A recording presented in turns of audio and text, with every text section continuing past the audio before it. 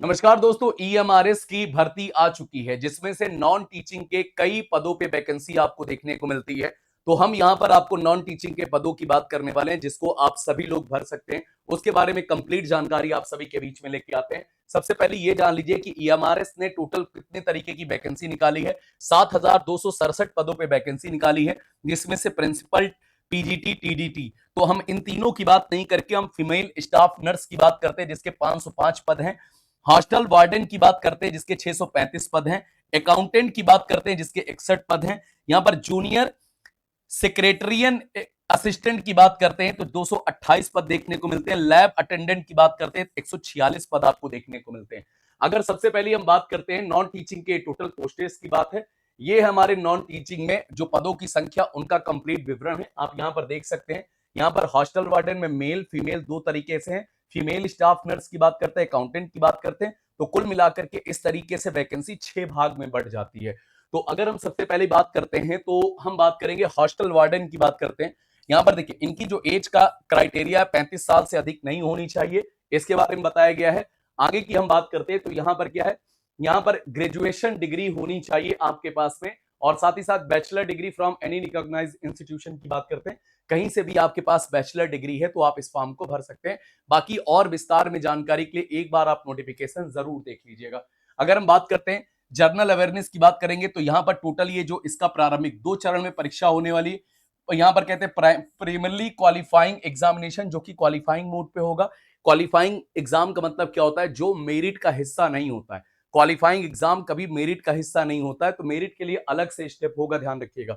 ये total 5 part में बचा होगा। जनरल अवेयरनेस की बात करते हैं तो 10 क्वेश्चन 10 नंबर की, रीजनिंग एबिलिटी 15 क्वेश्चन 15 नंबर की, knowledge of ICT 15 question 15 number की, क्वांट एप्टीट्यूड की बात करते हैं 30 क्वेश्चन 30 नंबर के, लैंग्वेज की बात करते हैं, गौर से देखिएगा, इंग्लिश हिंदी, टोटल मिलाकर के 30 क्वेश्चन आपको 30 नंबर के देखने को मिलते वाले हैं। देखिए यहां पर कहते हैं इंग्लिश की बात करते हैं, हिंदी की बात करते हैं, और रीजनल लैंग्वेज जैसे आसामी, बंगाली, बोडो, डोगरी, इंग्लिश, ये आपको 10 क्वेश्चन 10 नंबर के टोटल देखने को मिलेंगे।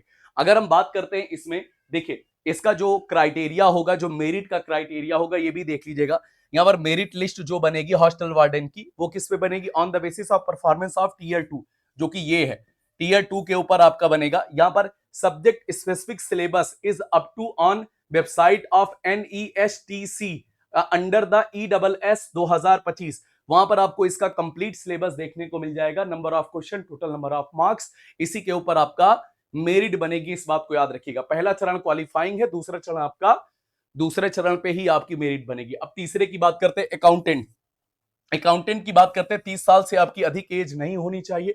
यहां पर की बात करते हैं bachelor degree in commerce from a recognised university और इंस्टीट्यूशन की बात करते हैं। अगर आपने कॉमर्स में डिग्री आपके पास है तो इस फॉर्म को भर सकते हैं। इसका प्रीली का प्रारंभिक परीक्षा का सिलेबस सेम टू सेम है, लेकिन यहां पर आप देखेंगे तो रीजनल लैंग्वेज का क्वेश्चन, रीजनल लैंग्वेज का सेगमेंट नहीं है, तो इसमें आपका कहां पर बढ़ जाता है, journal awareness 10 question, reasoning ability 20 question, general knowledge of ICT 20 question, quant aptitude 30 question, Hindi और इंग्लिश 10-10 क्वेश्चन दिखेंगे। टोटल 100 क्वेश्चन 100 नंबर के होंगे। अगर हम बात करते हैं तो यहां पर भी टीयर 2 के ही आधार पे आपका वो बनेगा, ये क्वालिफाइंग होगा। 1/10 मतलब 10 गुना बच्चों को हर सीट के वाइज बुलाया जाएगा। इसका भी सिलेबस जो है वो NESTS और अंडर ESSE 2025 के अनुसार ही आपको सिलेबस देखना पड़ेगा। अगर हम बात करते हैं फीमेल स्टाफ नर्स की बात करते हैं, जो इनकी एज का क्राइटेरिया है वो 35 साल है। अगर हम बात करते हैं यहाँ पर एलिजिबिलिटी क्या है, BSc ऑनर्स और नर्सिंग इन रिकॉग्नाइज इंस्टीट्यूशन या यूनिवर्सिटी हो, या आपने नर्सिंग के साथ में BSc किया हो, तो भी आप इस फॉर्म को भर सकते हैं। अगर मैं बात करता हूं तो इसका भी जो पहला हिस्सा है क्वालिफाइंग बेसिस पे है। यहां पर भी आपको देखिए, यहां पर आपको रीजनल लैंग्वेज वाला एरिया मिल जाता है, इसलिए 30 नंबर का हो जाता है। 10 नंबर का GS, 15 नंबर की reasoning ability, knowledge of ICT 15 number, math 30 number का, और यहां पर 10 क्वेश्चन इंग्लिश, 10 क्वेश्चन हिंदी और 10 नंबर रीजनल लैंग्वेज की बात करते हैं। यहां पर भी आप देखेंगे तो मेरिट लिस्ट जो बनेगी वो इसके ऊपर subject specific syllabus uploaded on the website of NESTC under ESSE 2025 में इसका मेंस का भी सिलेबस दिया गया है। याद रखिएगा, ये बहुत ज्यादा आपके लिए टेंशन की बात नहीं, एक बार आप सिलेबस देख लेंगे तो आपको एक आइडिया परफेक्ट मिल जाएगा। हम बात करते हैं जूनियर सेक्रेटरियन असिस्टेंट की, JSA की बात करते हैं। इसकी मैक्सिमम एज 30 साल है। यहां पर हम बात करते हैं सीनियर सेकेंडरी, इसका 12th योग्यता है। साथ ही साथ इसमें टाइपिंग भी मांगी गई है, टाइपिंग मांगी गई है, ध्यान रखिएगा 30, और हिंदी इंग्लिश की 35 वर्ड प्रति मिनट, हिंदी की 30 वर्ड प्रति मिनट की टाइपिंग मांगी गई है। यहां पर भी आप देखेंगे तो पहला हिस्सा जो है वो क्वालिफाइंग है। यहां पर रीजनल लैंग्वेज नहीं पूछा गया। रीजनिंग एबिलिटी यहां पर 25 नंबर दिखेगी, quant aptitude 25 number, general awareness 20 number, basic knowledge of computer operation 10 number. यहां पर कहते हैं knowledge comprehensive test general, English की बात करते हैं 10, हिंदी की बात करते हैं 10, टोटल 100 नंबर। 100 क्वेश्चन 100 नंबर के होंगे। इसमें भी 10 गुना बच्चों को अगले टीयर 2 के लिए बुलाया जाएगा, और टीयर 2 में भी इसका सिलेबस आपका दिया गया है, जिसके ऊपर आपकी फाइनली कट ऑफ नहीं बनेगी। इसमें टीयर 3 भी होगा, जहां पर आपका ये टाइपिंग टेस्ट होगा। ये सारी चीजें प्रक्रिया होने के बाद आप सेकंड और थर्ड के ही आधार पे आपकी मेरिट लिस्ट बनने वाली है। लैब अटेंडेंट की बात करते हैं, जिसकी योग्यता है क्लास 10th के बाद में आपके पास एक लैबोरेटरी टेक्नीशियन का आपके पास में एक डिप्लोमा होना चाहिए, या 12th class with science stream for a recognised board. अगर आप इंटर हैं, अगर आपने इंटर साइंस से किया तो भी आप फॉर्म भर सकते हैं। इसकी अधिकतम एज 30 साल है। इसके सिलेबस की बात करते हैं तो सेम टू सेम पिछला सिलेबस की तरह है।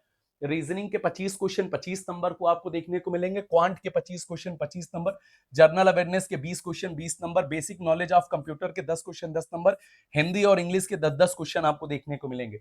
यहां पर ध्यान रखिएगा, इसमें भी मुख्य परीक्षा होगी, मेंस होगा, 10 गुना बच्चों को बुलाया जाएगा, और मेरिट जो है वो दूसरे स्टेप के आधार पे बनेगी। इस तरीके से आप देख सकते हैं। तो कुल मिलाकर के आप सभी को बता दें, ओवरऑल जो परफॉर्मेंस है, हर एक परीक्षा में आपका 2 स्टेप होगा। तो आप सभी लोग अगर जो भी इसकी योग्यता रखते हैं, आप सभी इस फॉर्म को भर सकते हैं। इसके फॉर्म की आपको एक बार कंप्लीट डिटेल के लिए आपको नोटिफिकेशन भी एक बार जरूर देख लीजिएगा। कहीं कोई डाउट होगा तो जरूर पूछ सकते हैं। हम बात करते हैं मार्किंग की बात करते हैं। यहां पर देखिए 1/3 की माइनस मार्किंग यहां पर होने वाली है। आप अगर इस एग्जाम की तैयारी करना चाहते हैं तो इसी सेशन के डिस्क्रिप्शन में आपको एक वो मिल जाएगा, इसी सेशन के डिस्क्रिप्शन में आपको एक सुपर पास का लिंक मिल जाएगा, जिसको आप क्लिक करके हमारे आगामी बैच, जो भी बैचेस हम स्टार्ट करेंगे, उसको आप यहां से ज्वाइन कर सकते हैं। यहां पर टेक्स्ट बुक सुपर पास का लिंक मिल जाएगा। इस लिंक को क्लिक करने के बाद आप हमारी कंप्लीट एप्लीकेशन का एक्सेस कर सकते हैं। किसी भी कोर्स पे हम बैच लेकर के आएंगे तो उसको आप आसानी से एक्सेस कर पाएंगे। साथ ही साथ text book pass pro max का भी आप लाभ उठा सकते हैं। तो ये है टेक्स्ट बुक सुपर पास, जिसमें आप 5 दिन का ट्रायल पैक भी ले सकते हैं। तो आप स्टार्टिंग में ट्रायल पैक लेकर के चेक कर सकते हैं 5 दिन के लिए। बाकी अगर कहीं कोई समस्या रहती है तो आप हमें जरूर कमेंट बॉक्स में कमेंट करिएगा। Thank you so much. जय हिंद, जय भारत।